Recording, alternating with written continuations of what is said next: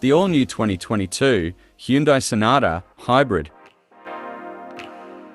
This Sonata is half gas, half electric type, but it's unique as a hybrid sedan.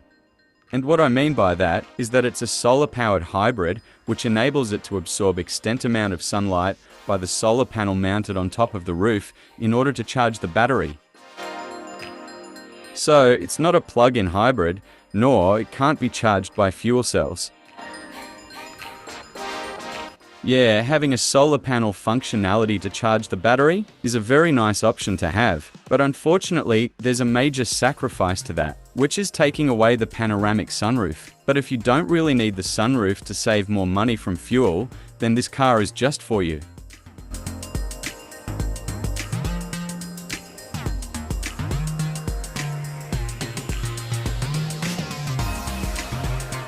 Take a look at the spec sheet, which shows some key features of the Sonata Hybrid.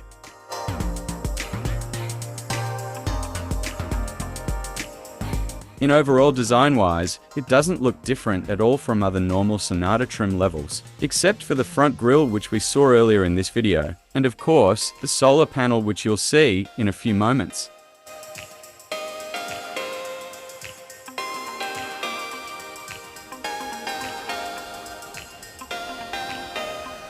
Now, you're looking at the solar panel mounted on the roof, which serves a very important purpose, and that is to charge the battery for more extra mileage. In my personal perspective, I think that the exterior design looks kinda weird, but I actually love the way it looks, and I find it looks a lot cooler than its last generation predecessor.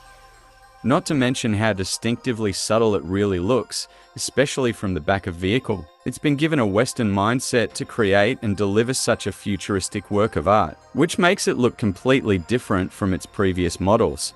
Personally, I really love those sharp edges and body lines across the board, which gives this car a tasteful look, especially when driving it.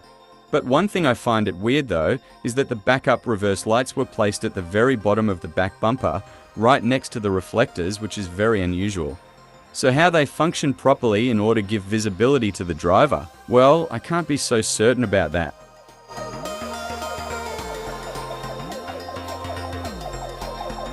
I almost forgot to show you the fuel card. You may also pause this video so you can read the information.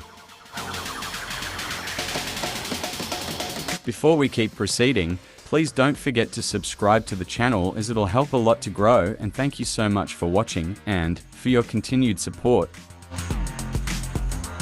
What you see now is the wheels, 215 on the width, 55 series sidewall and 17 inches. And I really love the multi-spoke design with the machine aluminum look and gunmetal grey colours. So that's it for the exterior walk around.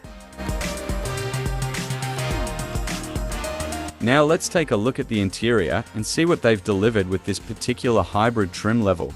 As you can see here, the styling of the door panel looks absolutely beautiful, and it's equipped with all electric assist features. It also has a door pocket with a decent amount of space and a nice looking speaker grille.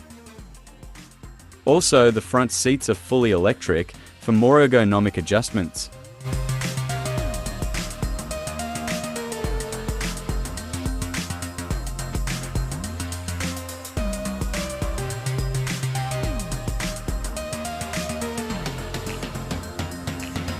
As I sit in the cabin, it gives me a spaceship feel into it, which makes me really want to buy this car today. And what I'm really digging here is the instrument gauge cluster, which is a full digital screen. But I really wish if they took away this big hood and redesigned the cluster to make look like a tablet screen, just like the 2022 Mercedes S-Class. Well, but in any case, the overall front dash looks absolutely phenomenal and futuristic. To be honest, I can't stop looking at this door panel because it looks so beautiful. Even the leather on the dash feels soft and high quality, but of course not as premium as the most luxurious cars in the market.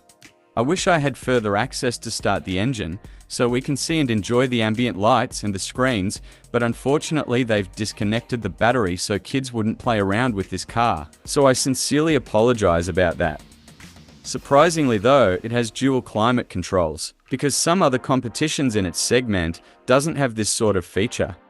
This storage has a decent amount of space for large phones and some USB ports and a 12-volt as well as the wireless charging floor. But I'm not really sure if it has wireless connectivities such as Apple Carplay and Android Auto. It also has drive mode shifter for your own personal driving experience.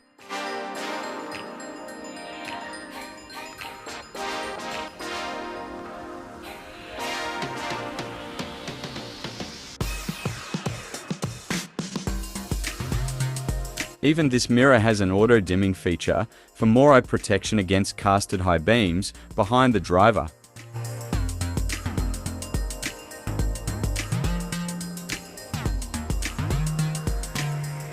Now we're about to jump into the back seat.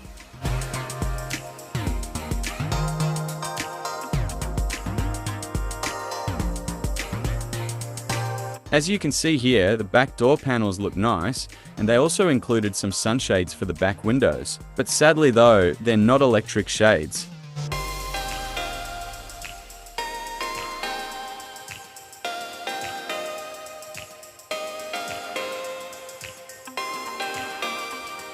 As you can see, the legroom is so narrow, but I think because of the front seat was pulled all the way back and it was reclined a bit. There's nothing a lot going on here in the back, except for just a few items worth mentioning, such as dual air vents for the back seat and a single USB port.